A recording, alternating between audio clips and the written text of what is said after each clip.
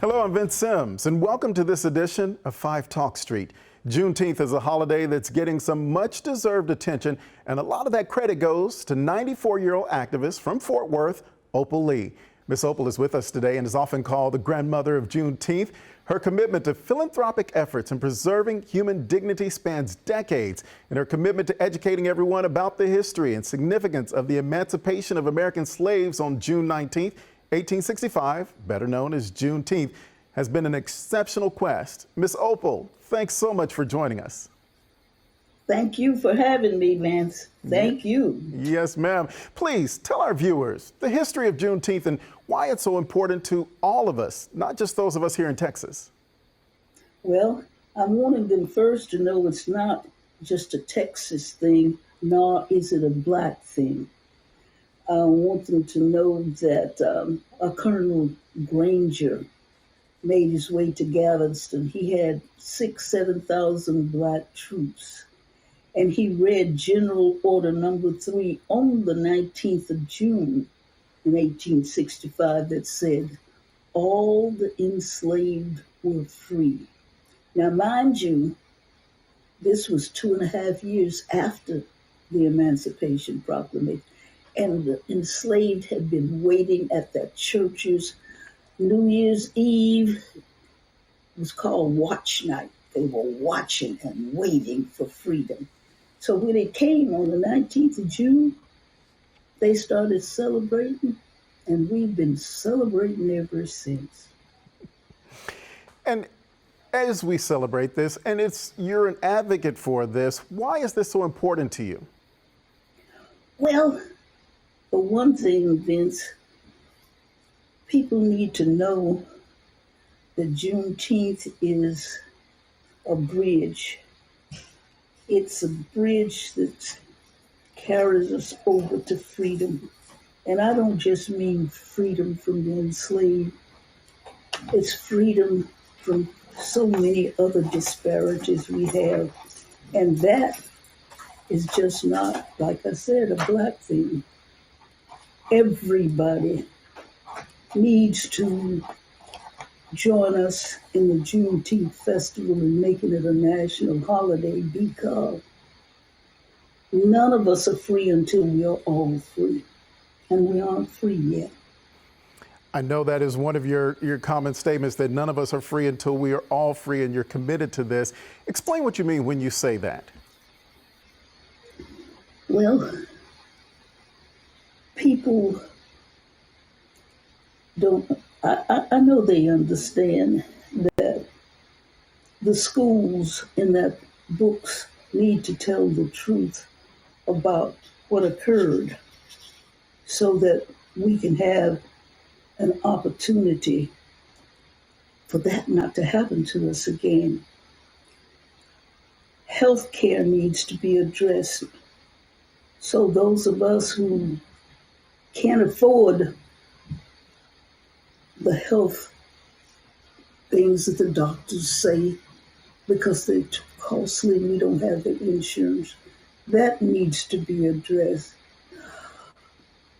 Climate change, job disparities, joblessness and homelessness, all of these things need to be addressed so that we can be free. And I keep telling you, we're not free yet. Yes, ma'am. Ms. Opal, you've been walking since 2016 to make Juneteenth a national holiday. How did this all get started for you? Oh, I got to mauling it around when I was about 89 years old. And it occurred to me that if a little old lady in tennis shoes was walking from Fort Worth, Texas to Washington, D.C., that somebody would take notice.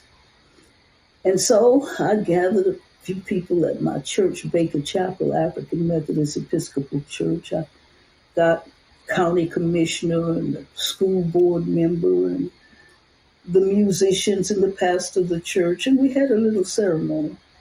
And so I started walking from the church that afternoon, and I did 2.5 miles. And the next morning, I started where I left off. So I walked through Arlington and Grand Prairie and Dallas and Box Springs and Joppa. When my team said, you won't be able to do it like that because somebody had promised us the use of an RV and they reneged. They decided that what I was doing was too political. Well, the team says you will be able to walk where you were invited and where they have Juneteenth celebrations. I was invited all over these United States. I went to Shreveport and I went to Texarkana and Little Rock, and I went to Denver and Colorado Springs and Madison, Wisconsin, and Yes, ma'am. A lot of different places. Atlanta, all over the place. So I didn't get to Washington until January the 10th, 2017. We had asked President Obama to walk with us from the Frederick Douglass House to the Capitol. But he was in Chicago. I didn't get what I wanted. Okay. But Now, I'm going to keep Miss on Opal, walking. Miss Opal, What? let me ask you this, because as our time is going to wind down here, I want to get to, you have some events that are coming up for Fort Worth Juneteenth activities. Give us those right quick that are going to be coming up. I will. Yes, ma'am. We're going to have an art exhibit, which is going to open at the Fort Worth Community Arts Center. And then my walk, again, this time will be a nationally televised affair. So if we'll start our walk, our caravan at 10 o'clock, those in California will start theirs at 8. And at Atlanta, they'll start theirs at 9. And up in Philadelphia at 11, we'll be doing it all at the same time. And then they'll be televising from one to the other. It's going to be fabulous. And so we ask people to join. You go to opalswalktodc.com. You can sign the petition there because we carried 1,500,000 petitions to Congress, and we plan to do that again because we don't want them to forget about us. I mean, we need every living soul to sign that petition and call their senator, call their representative, and let them know they want Juneteenth to be a national holiday. Yes, ma'am. Well, Miss Opal, thank you so much. We really appreciate you being with us today. I thank you for having me. Yes, ma'am. And you know old people are long-winded. Okay. It's quite all right. We thank you so much.